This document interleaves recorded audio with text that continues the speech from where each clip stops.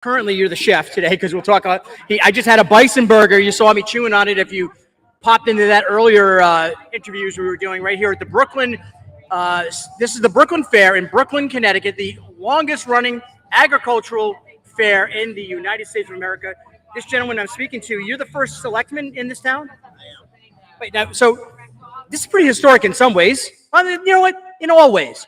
You are the first selectman, meaning the chief elected officer, and the town that has had the longest agricultural fair. And we see agricultural companies, businesses being destroyed across this country. Why is it important you keep things like this going as the first selectman? We'll get into the rest of your stuff, but why is that important to you?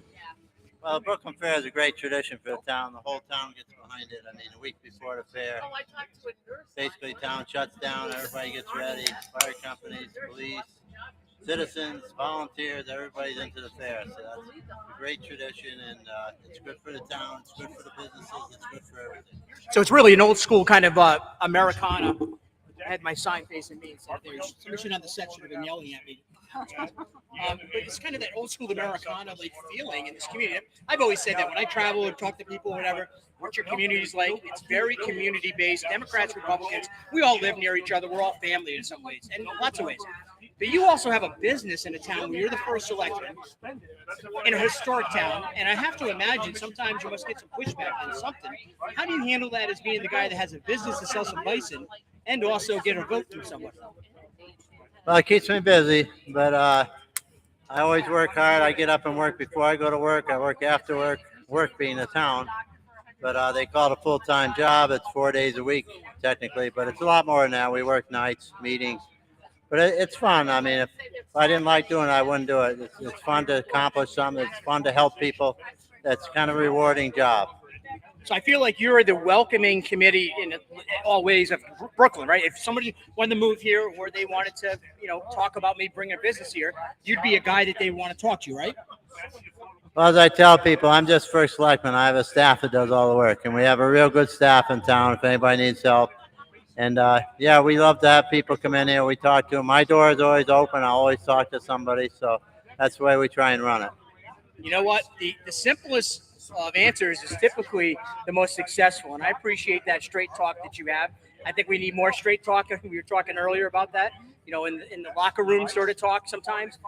What is your biggest issue right now in the current climate, being a politician currently, in the climate of politics right now in this country? And what do you think we got to do about it, if anything? Well, I think the biggest thing is the clash. I mean, nobody can do anything without being criticized, without being clashed. It's at the local level, state level, national level. Everybody questions everything. Instead of looking out for the good of what's best, I mean, I think basically we're all looking at the same thing. There's different ways to go about it. But I don't think we have to be so critical of people. And a party system sometimes is discouraging because we get after people just because of the wrong party. I mean, in a small town like this, we know everybody. Democrats, Republicans, we work together. I think it's a good atmosphere. I wish we could do more of that on a bigger level. I don't want to claim any claims towards the latest outrage in some perspective on it's not a small town with Jason Aldean's song, but there is a little bit of this motion across this country, that kind of combines a lot of religious structures as well as just family values. You see in our school systems, these things that are happening to the young people, these influences from some, bigger picture stuff on the national level. How do you protect that in a small town like Brooklyn, Connecticut, that has less than 3,000 town members? No, we have about 8,400 people in Brooklyn. Okay, sorry. But yeah, family values are important, and that's something we've gotten away from a little bit. I mean, when we grew up as kids, we did what parents told us. What teacher told us something was wrong, we backed up the teacher. Nowadays, it always seems to be the teacher's fault, for one example. But it's all about that. We got to get back to our family values and the raising of our children and respect for people, both in the family and beyond. Respect for people is paramount to success. We can't just be criticizing everybody.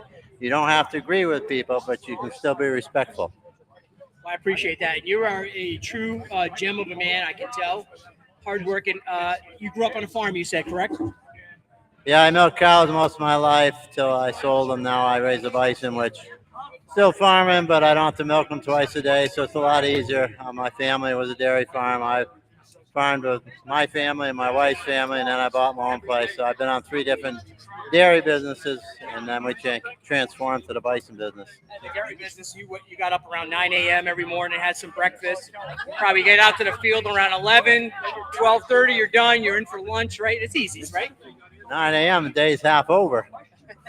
That's a true story, right? True, very true. About 3 a.m. You were always wake up at 3, 4 a.m. I always liked milking in the morning because I got up 4 o'clock and I milked, and nobody else was up. The phone didn't ring. Nobody bothered me. That was my time. I could think and do my thing.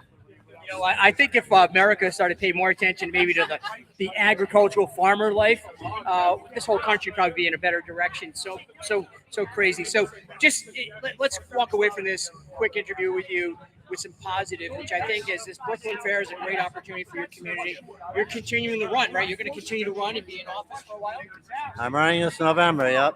So with that election, is there anything you want to say that we should tell people how they can help you out in Brooklyn, Connecticut? Because, guys, I don't care where you are.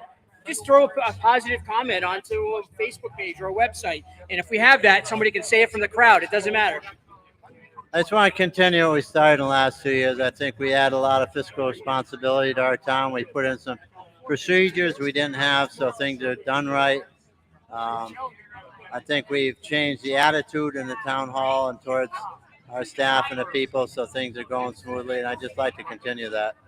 You're a real deal, and I appreciate you. Say your name again so people can at least know who this mysterious public leader is.